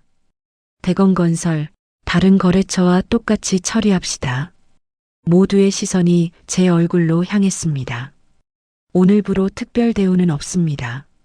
지급 명령 바로 넣으세요. 채권 압류, 추심 명령 진행하세요. 그리고 잠시 파일 한 귀퉁이를 눌렀습니다. 입금이 확인되기 전까지 모든 납품은 중단입니다. 재무팀장이 놀라서 말을 더듬었습니다. 사장님, 그러면 저쪽 현장이 멈추겠죠. 제 목소리는 생각보다 차가웠습니다. 하지만 그건 저희가 책임질 일이 아닙니다. 회의실의 공기가 무겁게 가라앉았습니다. 하지만 제 머릿속은 오히려 가벼워졌습니다. 너희가 내 손을 도우미 손으로만 보던 그 시간 동안 나는 내 이름을 다시 세우고 있었다. 오늘 회의 내용 문서로 정리해서 제게 올려주세요. 저는 천천히 자리에서 일어섰습니다. 사적인 감정은 개입하지 않습니다. 지금부터는 회사의 원칙대로 판단하겠습니다. 모두가 숨을 죽인 채 제 말을 듣고 있었습니다. 결론은 받을 돈을 제때 받겠다는 겁니다. 세상 누구에게나 똑같이 적용되는 룰이니까요. 회의실 문을 열며 마음속으로 조용히 중얼거렸습니다. 지혜야, 이제 네 아버지를 부르는 이름이 바뀔 거다. 사돈이 아니라 채무자로. 철문 밖으로 나서자. 아침 바람이 얼굴을 스쳤습니다. 이상하게 오늘의 바람은 처음으로 시원하게 느껴졌습니다. 이제 저의 첫 반격이 시작된 것이었습니다. 대건건설 납품 중단 결정을 내린 지 사흘째 되던 날이었습니다. 아침 회의실에는 전날보다 더 두꺼운 파일이 놓여 있었습니다. 사장님, 대건 쪽 상황이 심상치 않습니다. 재무팀장이 노트북 화면을 제 쪽으로 돌렸습니다. 화면 속에는 안전모를 쓴 작업자들이 팔짱을 낀 채 서 있고 뒤로는 굳게 닫힌 공사장 출입문이 보였습니다. 자재 반입 중단으로 현장 전면 중지. 작게 적힌 글자가 눈에 들어왔습니다. 여기가 어디 현장입니까? 대건건설이 도금 맡은 동탄 신축 현장입니다. 복강 스틸 자재가 안 들어가니까 철근 공정부터 완전히 멈췄습니다. 페이지를 넘기자 이번엔 또 다른 사진이 나왔습니다. 현장 사무실 앞에 작업복을 입은 사람들이 몰려 있었습니다. 이건 또 뭐죠? 협력업체 직원들입니다. 대건에서 공사대금을 몇 달째 밀려서 항의하러 모였답니다. 그는 한숨을 쉬며 말을 이었습니다. 대건 쪽 자금 사정이 이제 바닥까지 드러나는 모양입니다. 저는 사진 속 울퉁불퉁한 흙바닥을 한참 바라봤습니다. 저 바닥 위에 서 있는 사람들에게는 오늘 하루 일당이 전부인데 철근, 레미콘, 인건비, 장비 대여료, 그리고 그 한가운데 미지급 대금이라는 단어가 눈에 밟혔습니다. 그날 오후 회사 로비를 나서는데 기획전략팀 이 과장이 급히 저에게 다가왔습니다. 표정이 심상치 않았습니다. 사장님, 잠시만 괜찮으십니까? 무슨 일인가요? 그는 손에 들고 있던 태블릿 화면을 제 쪽으로 돌렸습니다. 지금 포털 메인에 떴습니다. 대건건설 자금난 기사입니다. 태블릿 화면에는 굵은 제목이 박혀 있었습니다. 중견 건설사 대건건설 자금난 하도급 피해 우려. 박 과장은 목소리를 낮추며 덧붙였습니다. 철강 레미콘 설비 업체에 대한 대금 지급이 수개월째 지연되고 있다. 기사에서 이 부분을 강조합니다. 아마 저희도 곧 언급될 가능성이 있습니다. 저는 화면을 한참 바라보다 조용히 고개를 끄덕였습니다. 알겠습니다. 팀에서 상황 계속 모니터해 주세요. 예, 사장님. 그래, 이제 세상도 알게 되는구나. 어제까지 지혜 입에서 아무렇지 않게 흘러나오던 말들이 머릿속을 스쳤습니다. 우리 아빠 회사 현장만 수십 개예요. 우리 집은 평생 돈 걱정 안 하고 살 거예요. 그리고 그 말 끝마다 따라붙던 비웃음들까지. 저녁 무렵 시장에 잠깐 들렀다 돌아오는 길이었습니다. 휴대폰이 진동했습니다. 화면에는 짧은 문자 하나가 떠 있었습니다. 어머님, 오늘 바쁘세요? 예상 밖의 말투였습니다. 늘 명령하듯 해주세요가 아니라 하셔야죠라고 말하던 아이였는데 한참 동안 그 문자를 보고만 있다가 휴대폰을 뒤집어 놓았습니다. 지금 그 애가 무슨 표정으로 이 문자를 보냈을까? 답장은 하지 않았습니다. 그 애가 왜 갑자기 제 시간을 물어보는지 모르는 척하고 싶었습니다. 다음 날 오후 마트에서 장을 보고 나오는데 출입문 앞에서 묘하게 익숙한 뒷모습이 보였습니다. 단정하게 차려입던 지혜의 모습은 없고 머리는 대충 묶여 있었고 트레이닝복 상의에 슬리퍼를 끌고 서 있었습니다. 그녀는 전화기에 대고 거칠게 말하고 있었습니다. 아빠, 은행에서 또 뭐라 그래? 대출 연장 안 된다는 게 말이 돼? 그럼 우리 집은 어떻게 하고? 엄마는 울지만 말고 서류를 좀 제대로 챙겨둬요, 좀. 맨날 괜찮다, 괜찮다만 하다가 지금 이게 뭐예요? 지혜의 목소리는 예전처럼 여유롭지 않았습니다. 그냥 궁지에 몰린 사람의 소리였습니다. 저는 장바구니 손잡이를 조금 더 꽉 쥐었습니다. 그때 지혜가 고개를 돌리며 입구 쪽을 바라봤습니다. 저와 눈이 마주쳤습니다. 순간 지혜의 표정이 얼어붙었습니다. 단 몇 달 전 집들이 날 저를 위아래로 훑어보며 비웃던 그 아이가 오늘은 한 걸음도 제 쪽으로 다가오지 못했습니다. 어머님. 저는 조용히 말했습니다. 그래, 장 보러 나왔니? 그 말밖에 더 해줄 말이 떠오르지 않았습니다. 지혜는 급히 시선을 떨궜습니다. 집으로 돌아와 커피를 한 잔 따랐습니다. 주전자가 끓는 동안 거실 불을 켜지 않고 창밖만 바라보고 서 있었습니다. 멀리 공사장 크레인이 멈춰선 모습이 미세하게 보였습니다. 언젠가 그 크레인을 가리키며 지혜가 말했었습니다. 저기요, 어머님. 저런 거 하나 서 있는 데마다 돈이 얼마나 들어가는지 아세요? 그때 저는 웃으며 대답했었습니다. 그래, 비싸겠지. 이제는 같은 크레인이 다른 의미로 보였습니다. 멈춰선 크레인만큼 비싼 게 어디 있을까? 시간이 갈수록 돈이 새어나가는 구멍이 되니까. 이틀 뒤 회사에 나갔을 때였습니다. 박 이사가 조금 난감한 표정으로 다가왔습니다. 사장님, 잠깐 괜찮으십니까? 네. 아까 대건건설에서 연락이 왔습니다. 대표가 직접은 아니고 재무 담당 이사가 전화를 했습니다.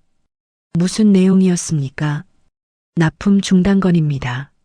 한 번만 이번 달까지만 기다려 달랍니다. 은행 대출이 풀리면 한 번에 정리하겠다고. 그는 잠시 망설이다가 덧붙였습니다. 사장님 성함을 여러 번 확인하더군요. 윤봉녀 사장님과 꼭 통화하고 싶다고. 저는 잠시 웃음이 나왔습니다. 그래요. 이름은 알아야겠죠. 그래도 저인 줄은 꿈에도 모르겠지만 박 이사는 제 표정을 살피며 조심스럽게 물었습니다. 어떻게 회신할까요? 잠시 제 안에서 두 개의 목소리가 싸웠습니다. 그래도 사람인데 한 번 더 기다려줄까? 아니다. 원칙을 무너뜨리면 내가 지키려는 사람들 월급부터 흔들린다. 결국 저는 후자를 선택했습니다. 박 이사님, 네, 사장님. 저희 회사 원칙이 뭐였죠? 납품은 정확히, 대금은 기한 내에, 지키지 못하는 거래처는 정리한다. 그래요. 그 원칙대로 그쪽에도 말씀하세요. 제 목소리는 생각보다 단단했습니다. 박 이사가 고개를 끄덕였습니다. 알겠습니다, 사장님. 퇴근길, 익숙한 실루엣이 주차장 입구에 서 있는 것이 보였습니다. 아들이었습니다. 그 아이는 제가 나오는 걸 보고도 바로 다가오지 못했습니다. 몇 걸음쯤 떨어진 자리에서 조심스럽게 말했습니다. 엄마, 예전처럼 대충 손을 흔들며 부르는 엄마가 아니라 말끝이 힘없이 떨어지는 목소리였습니다. 여긴 웬일이야? 제가 묻자 아들은 잠시 말을 잇지 못했습니다. 그냥 근처에 볼 일이 있어서. 아들은 한 번 숨을 삼키더니 입을 열었습니다. 엄마, 혹시? 그는 말을 제대로 잇지 못하고 고개를 돌렸습니다. 아니야, 나중에 얘기하자. 아들은 끝내 본론을 꺼내지 못했습니다. 예전 같았으면 엄마, 돈 좀으로 바로 이어졌을 텐데 오늘은 혹시라는 말 한마디에서 멈춰섰습니다. 저는 조용히 말했습니다. 그래, 볼일 보러 가라. 바쁘잖아, 너. 아들은 한 번 고개를 끄덕였지만 발은 바로 떨어지지 않았습니다. 잠시 서 있다가 결국 고개를 깊게 숙이고 차로 돌아갔습니다. 차 문이 닫히는 소리가 골목에 울렸습니다. 그 뒷모습을 보면서 생각했습니다. 이제 누가 누구에게 기대야 하는지 아들도 조금은 느끼고 있겠지. 집으로 돌아와 현관에 들어서자마자 서랍 속에서 남편의 도장을 한번 꺼내 보았습니다. 손에 쥐고 가만히 눈을 감았습니다. 당신, 속으로 말을 걸었습니다. 당신이 남겨준 숫자들이 이제 사람의 얼굴을 바꾸고 있어요. 그리고 저를 지켜주고 있어요. 며느리의 얼굴, 아들의 얼굴, 사돈의 얼굴, 모두가 조금씩 갈라지고 있었습니다. 하지만 아직은 말하지 않을 생각이었습니다. 제가 가진 돈이 누구를 살릴 수도 있지만 한 번도 반성하지 않은 사람에겐 그저 또 다른 버릇을 만들어줄 뿐이라는 걸 너무 잘 알고 있었으니까요. 손등의 멍은 아직 옅게 남아 있었습니다. 그래, 이것도 곧 사라지겠지. 대건건설, 다른 거래처와 똑같이 처리합시다. 그 말을 처음 꺼냈던 회의실의 공기와 철문을 나올 때 맞았던 그 바람의 느낌이 다시 떠올랐습니다. 창밖을 보며 조용히 중얼거렸습니다. 아직 밤만 시작된 거야. 그리고 알 수 있었습니다. 진짜 재앙은 이제 막 문턱을 넘었을 뿐이라는 걸.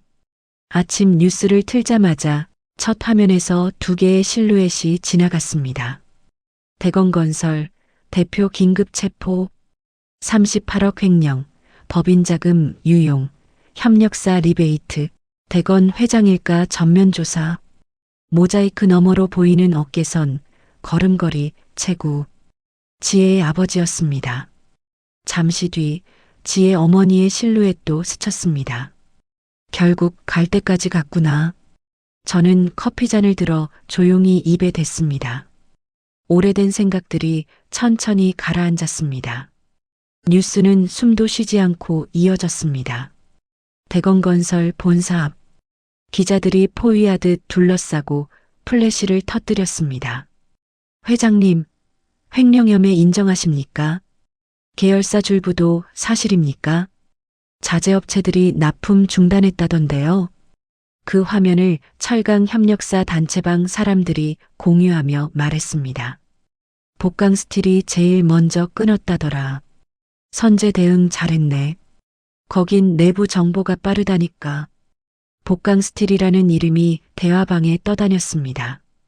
그러나 그 철강 회사의 사장이 저라는 건 세상 누구도 몰랐습니다. 저는 TV를 끄지 않았습니다. 끝까지 숨소리 하나 놓치지 않고 지켜봤습니다. 휴대폰이 진동했습니다. 박이사였습니다. 사장님, 대거는 이제 끝났습니다. 오늘만 해도 추가 연장 2군데가 더 멈췄습니다.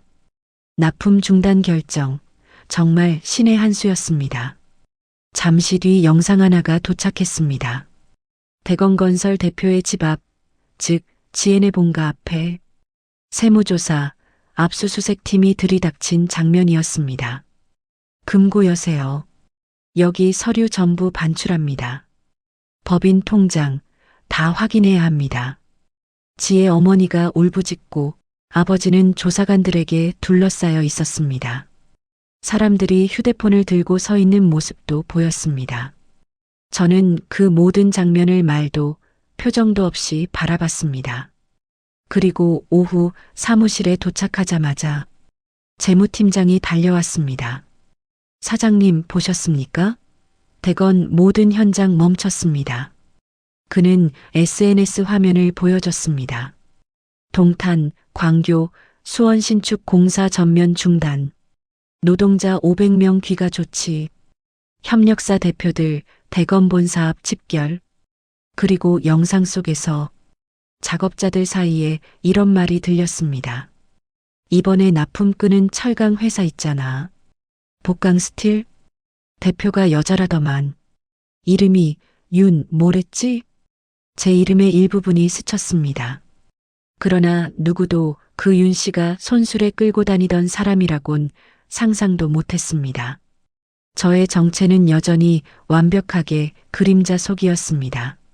그날 저녁 휴대폰이 울렸습니다. 아들이었습니다. 엄마, 시간 돼? 목소리는 마르고 갈라져 있었지만 어딘지 미안함보다는 초조함이 더 먼저 들렸습니다. 지혜랑 싸웠어? 제가 묻자 아들은 숨을 길게 들이켰습니다. 엄마, 오늘 집 난장판 됐어. 그는 마치 삼키기 힘든 돌을 꺼내듯 말했습니다. 지혜가 대출 연장 막혔다고 난리를 치다가 갑자기 엄마 욕을 하더라.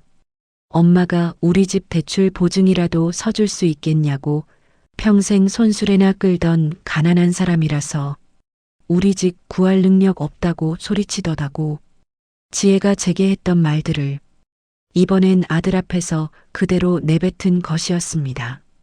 저는 한숨도 쉬지 않았습니다. 아들이 떨리는 목소리로 말을 이었습니다. 엄마, 나 순간 아무 말도 못했어.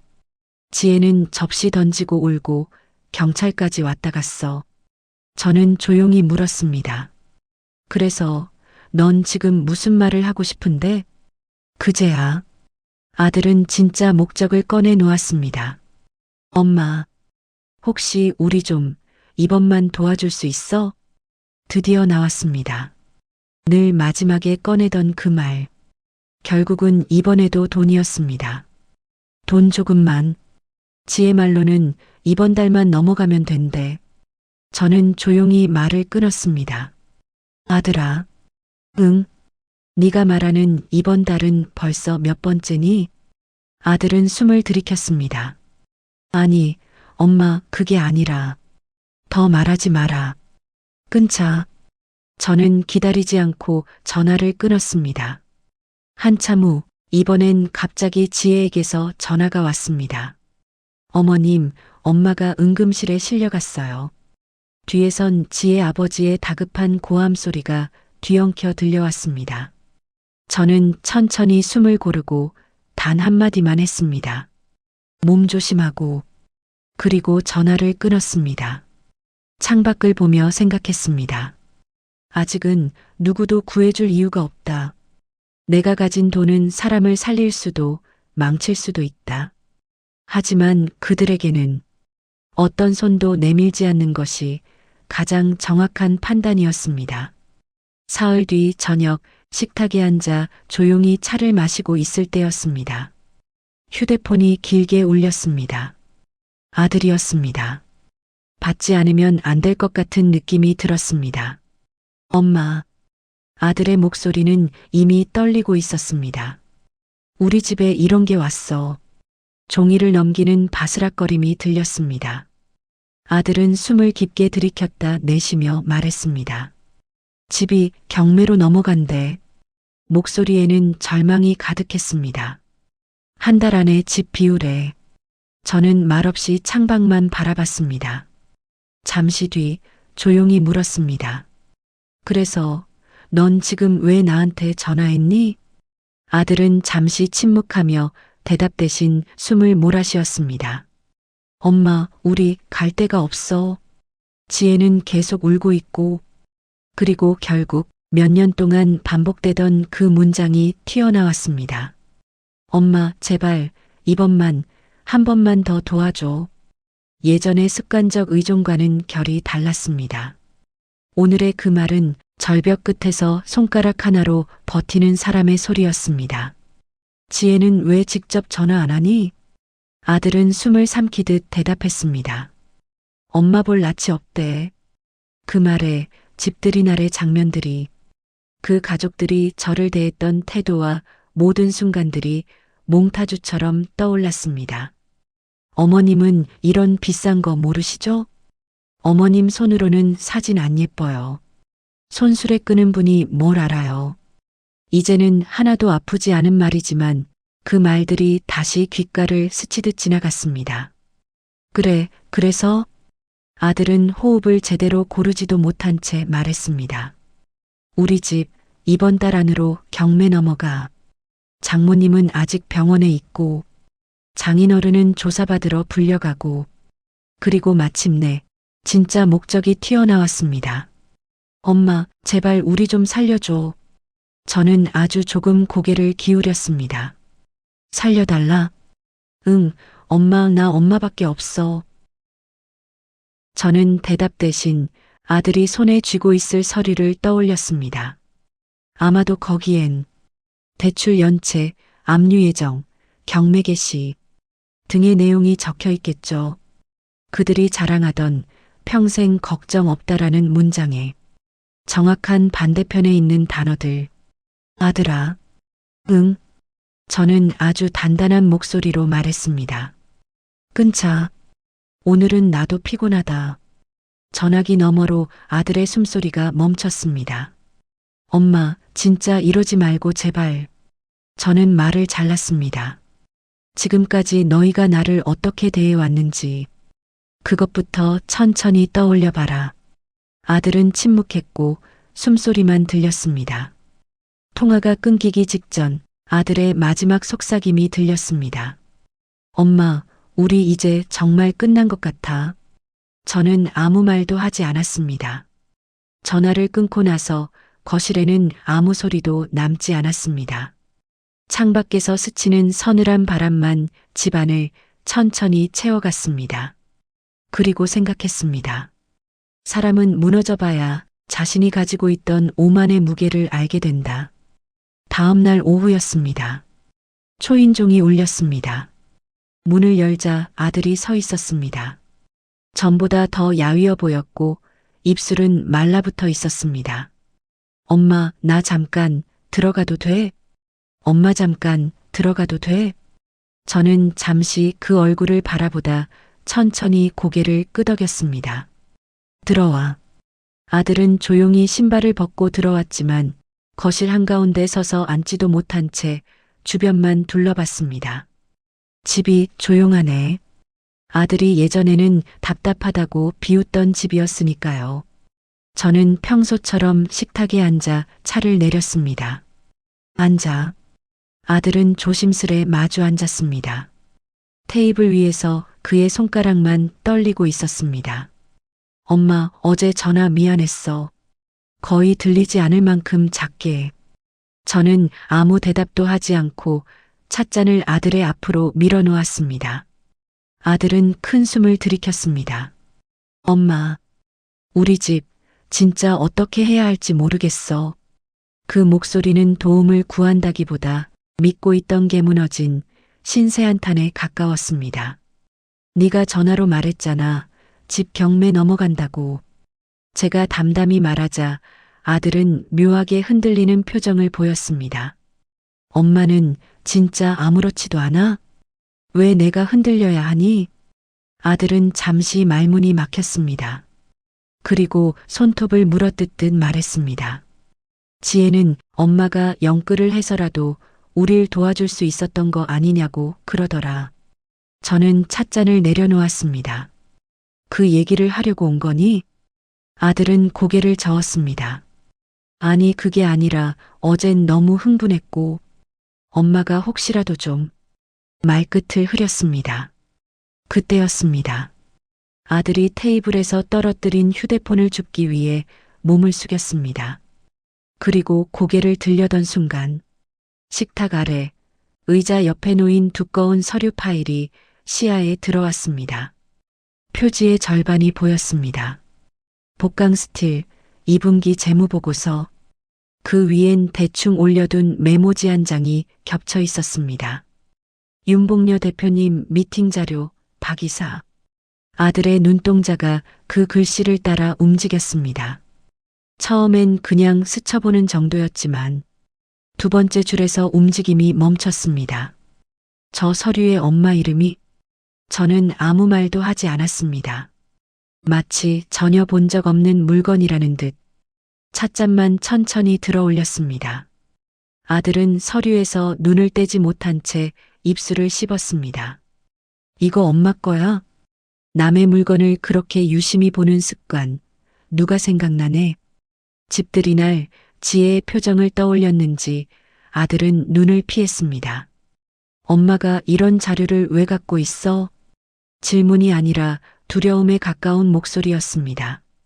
저는 아주 조용히 말했습니다. 궁금한 게 참 많구나.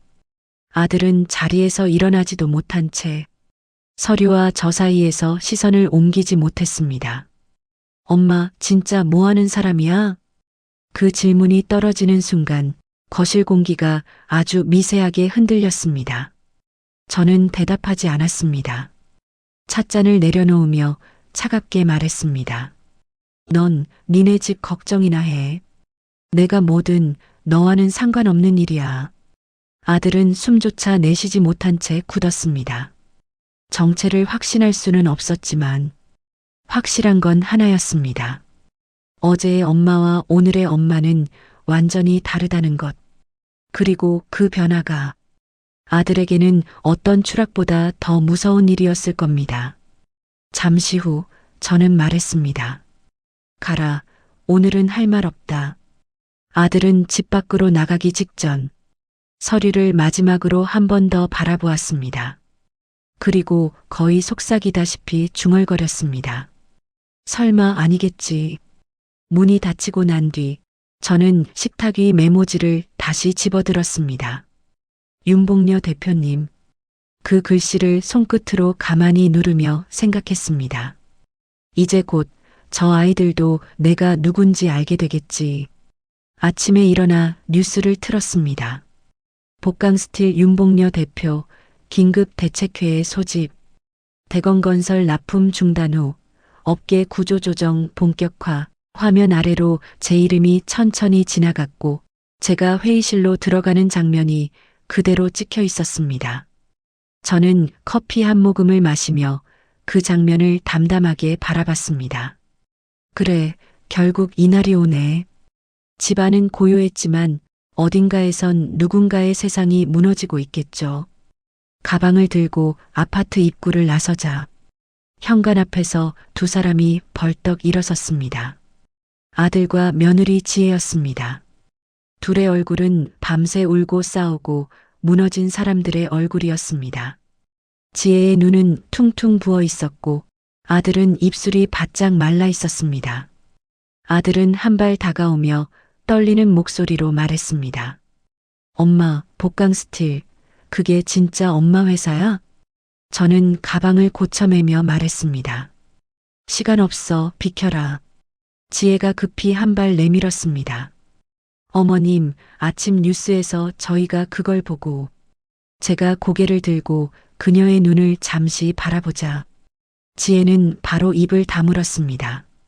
얼마 전만 해도 제 손을 흘겨보며 비웃던 그 눈빛은 하나도 남아있지 않았습니다. 지혜가 다시 매달렸습니다. 어머님, 잠깐만요, 제발. 그때 맞은편에서 회사 차량이 도착했습니다. 기사님이 내려 문을 열며 말했습니다. 사장님 모시겠습니다. 사장님. 그 한마디에 아들과 지혜가 동시에 굳어버렸습니다. 저는 아무 말 없이 차량에 올라탔습니다. 문이 닫히는 순간까지 둘은 그 자리에 박힌 듯 서 있었습니다. 본사 로비에 들어서자 리셉션 직원이 다급히 다가왔습니다. 사장님, 사장님을 찾는 두 분이 와 계십니다. 유리문 너머로 보니 아들과 지혜가 서로 손을 꼭 잡은 채 서성이지도 못하고 굳어 있었습니다. 기다리라고 했습니까? 아닙니다. 저분들이 막무가내로 계속 사장님을 뵙겠다고 자리를 뜨지 않아서. 저는 고개를 끄덕이며 말했습니다. 회의실로 올려보내세요. 곧 회의실 문이 열리고 아들과 지혜가 조심스레 들어왔습니다. 두 사람은 방금 뉴스 속에서 제가 인터뷰하던 회의실과 똑같은 배경을 보고 말을 잇지 못했습니다. 아들이 먼저 입을 떼었습니다. 엄마, 정말 우리 엄마 맞아? 저는 테이블 위 서류를 정리하며 담담하게 말했습니다. 왜, 너희가 알던 그 거지 같은 엄마가 아니어서 놀랐니? 지혜가 고개를 크게 저었습니다. 어머님, 저희가 정말 몰랐어요. 정말 죄송해요. 그리고 그 순간이었습니다. 탁! 지혜가 두 손으로 입을 막은 채 그 자리에서 무릎을 꿇었습니다. 어머님, 죄송합니다. 죄송해요. 저희가 너무 잘못했어요. 아들은 지혜를 부축하려다 본인도 다리가 풀린 듯 그 옆에 그대로 주저앉았습니다. 저는 감정이 실리지 않은 목소리로 말했습니다. 그만해라. 지혜의 어깨가 크게 흔들렸고 아들은 숨도 제대로 쉬지 못했습니다. 어머님, 제발 한 번만 다시 기회를 주세요. 저는 눈을 마주치지도 않은 채 단호하게 말했습니다. 오늘 이 자리에서 너희가 원하는 말은 한마디도 해줄 생각 없어.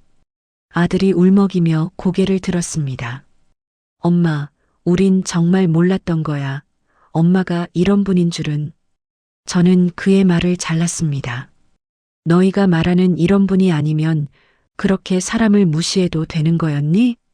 그래, 너희는 항상 그 사람이 가진 것으로 사람을 판단했으니까. 그리고 천천히 그들에게서 완전히 고개를 돌렸습니다. 그건 너희 일이야.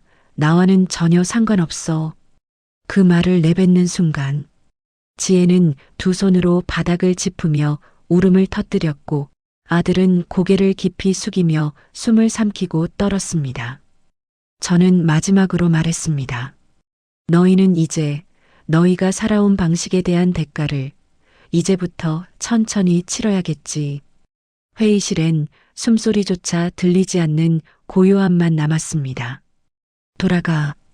이제 충분히 들어줬고 여긴 너희가 올 곳이 아니야. 그들은 말도 잇지 못한 채 조용히 고개를 숙였습니다. 그때였습니다. 누군가 회의실 문에 노크했습니다. 리셉션 직원이 떨리는 목소리로 말했습니다. 사장님, 방금 대건건설 대표님이 직접 오셨습니다. 지금 로비에서 무릎을 꿇고 계십니다. 회의실 공기가 순간 멈췄습니다. 아들과 지혜는 동시에 얼굴이 하얗게 질렸습니다. 제가 차분하게 말했습니다. 들여보내세요. 곧 문이 열렸습니다. 대건건설 대표, 즉 지혜의 아버지가 구겨진 셔츠에 자켓도 제대로 걸치지 못한 모습으로 두 손을 모은 채 들어왔습니다. 저를 보자마자 그는 그대로 바닥에 무릎을 꿇었습니다. 바닥에 손까지 대며 떨리는 목소리로 말했습니다. 사장님, 제 딸과 제 가족이 정말 큰 죄를 지었습니다. 권위도 체면도 하나 없는 완전히 무너진 목소리였습니다. 저는 조용히 그 모습을 바라봤습니다. 지혜는 이미 머리를 떨군 채 흐느끼고 있었고 아들은 아예 주저앉아 얼굴조차 들지 못했습니다. 대표가 말을 이어갔습니다. 사장님, 제발 이번 한 번만 저희 회사와 저희 가족을 살려주십시오. 그는 고개를 들지 못한 채 이마가 바닥에 닿을 듯 깊이 숙이며 말했습니다. 사돈어른, 아니 사장님. 제 딸이 그리고 저희가 감히 사장님께 그런 무례를 저질렀습니다. 저는 잠시 대표를 바라보다 아주 담담하게 입을 열었습니다. 대건건설 대표님, 집들이 자리에서는 저를 꽤 편하게 대하시더니 오늘은 제 앞에서 무릎을 꿇으셨네요. 대표의 어깨가 움찔했습니다. 그때 말씀하신 싸구려 믹스커피나 타던 사람이 대표님 회사를 정리할 수 있는 위치라니 많이 놀라셨겠어요? 그리고 저는 아주 차분하게 덧붙였습니다. 하지만 저는 그날 받은 모욕을 회사 문제와 연결하지 않겠습니다. 회의실 공기는 더 차갑게 내려앉았습니다. 대건건설의 문제는 단 하나, 계약 위반. 그뿐입니다. 대표의 입술이 파르르 떨렸습니다. 하지만 제가 말을 끊었습니다. 저는 원칙을 어기는 거래처는 예외 없이 누구든 정리합니다. 대표의 고개가 바닥 가까이까지 더 숙여졌습니다. 아들과 지혜도 동시에 무릎을 꿇고 죄송합니다. 죄송합니다. 그 말만 울먹이며 반복했습니다. 저는 그들의 울음과 절망, 그리고 그동안 제가 견뎌야 했던 모욕들이 깊숙이 섞이는 걸 느꼈습니다. 잠시 침묵 후 단호한 목소리로 말했습니다. 전부 돌아가십시오. 대표는 일어서려다 힘이 풀려 다시 바닥을 짚었습니다. 저는 완전히 시선을 거두었습니다. 더 이상 할 말 없습니다. 회의실은 숨소리 하나 없이 가라앉았습니다. 저는 서류를 정리하며 마지막으로 말했습니다. 이건 회사와 회사의 문제입니다. 가족을 끌고 오지 마세요. 그리고 저는 자리에서 일어나 회의실 문을 직접 열었습니다. 당장 나가십시오. 그들은 누구도 얼굴을 들지 못한 채 터벅터벅 문 쪽으로 움직였습니다. 지혜의 흐느낌, 대표의 짧게 끊기는 숨소리, 아들의 떨리는 손끝, 그 모든 게 문 밖으로 사라질 때까지 저는 단 한 번도 돌아보지 않았습니다. 문이 닫히는 순간 하나의 생각이 들었습니다. 무너질 사람은 결국 스스로 무너지는구나. 그 일로부터 몇 달이 흘렀습니다. 아침 햇살이 발끝을 스치고 주전자 물이 조용히 끓어오르는 소리가 집안을 채웠습니다. 저는 요즘도 아침이면 믹스커피를 한 잔 마십니다. 누구의 눈치도 보지 않고 누군가의 일정에 맞출 필요도 없는 삶. 늦은 나이에야 비로소 얻은 자유입니다. 새로 이사온 집 근처 산책길에는 햇빛이 나무 사이로 잔잔하게 흔들렸습니다. 예전엔 이런 풍경을 바라볼 여유조차 없었는데 지금은 걸음 하나하나가 오롯이 제 시간입니다. 회사 일도 박 이사와 직원들이 안정적으로 꾸려가고 있었습니다. 며칠 전 박 이사가 말했습니다. 사장님, 저희는 사장님이 세운 원칙 그대로 갈 겁니다. 그 말을 듣는 순간 가슴이 묘하게 따뜻해졌습니다. 제가 지켜온 원칙이 누군가에게는 길이 되고 있다는 사실 때문이었습니다. 아들과 며느리의 소식은 아주 가끔 들려올 뿐이었습니다. 아들은 집 경매 후 작은 원룸으로 옮겨 낮에는 아르바이트를, 밤에는 파트타임을 한다고 들었습니다. 지혜는 부모님 재판 때문에 매주 법원을 오가며 지낸다 했습니다. 예전 같으면 그 말에 마음이 흔들렸을 것입니다. 하지만 지금은 그저 그래, 각자 자기 삶을 살아야지. 그 생각만 들었습니다. 그들과 나의 인생은 이제 전혀 다른 길 위에 있다는 사실을 서로가 뼈저리게 알게 되었을 테니까요. 남편의 도장은 여전히 서랍 안 가장 안쪽에 놓여 있습니다. 도장을 손가락으로 한번 쓰다듬으며 속으로 중얼거렸습니다. 여보, 당신이 남겨준 것들로 내가 지킨 건 돈이 아니라 나 자신이었어요. 이제는 압니다. 돈은 수단일 뿐 제가 지켜야 했던 건 나 자신이라는 걸요. 저녁 무렵 창문을 열었습니다. 바람이 부엌 커튼을 살짝 밀고 들어오며 집안을 천천히 스쳤습니다. 저는 커피잔을 들고 발코니에 섰습니다. 멀리서 들려오는 아이들 웃음소리, 시장 가방 비닐이 스치는 소리, 평범한 하루의 소리들, 그 모든 것이 오래 기다렸던 평온처럼 느껴졌습니다. 그리고 아주 조용히 혼잣말처럼 속삭였습니다. 무너질 사람은 무너지고 나는 내 삶을 다시 세우면 된다. 이제야 정말로 저의 인생 2막이 제대로 시작되고 있었습니다. 살다 보면 이런 질문을 스스로에게 던지게 되는 날이 옵니다. 나는 누구의 곁에 있을 때 무너지는가? 저도 오랜 시간이 지나서야 그 답을 알게 된 사람 중 하나입니다. 어느 순간 이런 생각이 들었습니다. 가까운 사람이라고 해서 내 마음을 지켜주는 건 아니라는 사실을요. 사람을 묶는 건 피가 아니라 말 한마디의 온도와 서로를 대하는 태도였습니다. 그 단순한 진실을 깨닫기까지 너무 많은 시간을 돌아왔습니다. 이제 저는 압니다. 누군가를 무작정 품어주는 것이 항상 좋은 선택은 아니라는 걸요. 때로는 거리를 두는 것이 나를 지키는 첫걸음이기도 합니다. 혹시 지금 누구 때문에 마음을 다치고 계신 분이 있다면 부디 스스로에게 이렇게 말해보셨으면 합니다. 나는 나를 지킬 자격이 있다. 그 한 문장이 많은 걸 바꿔놓을지도 모릅니다. 여러분은 어떠신가요? 살면서 마음을 다친 순간 어떻게 스스로를 다시 세우셨나요? 댓글에 어느 지역에서 듣고 계신지, 그리고 여러분의 이야기를 남겨주시면 누군가에게 큰 힘이 될지도 모릅니다. 혼자가 아니라는 걸 이 공간에서 서로 확인할 수 있을 테니까요. 그리고 오늘 제 이야기가 마음 한켠에 닿으셨다면 구독과 좋아요로 함께 걸어가 주세요. 여러분의 작은 응원이 저에게는 큰 힘이 됩니다. 고맙습니다. 오늘도 평온한 하루 되시길 바랍니다.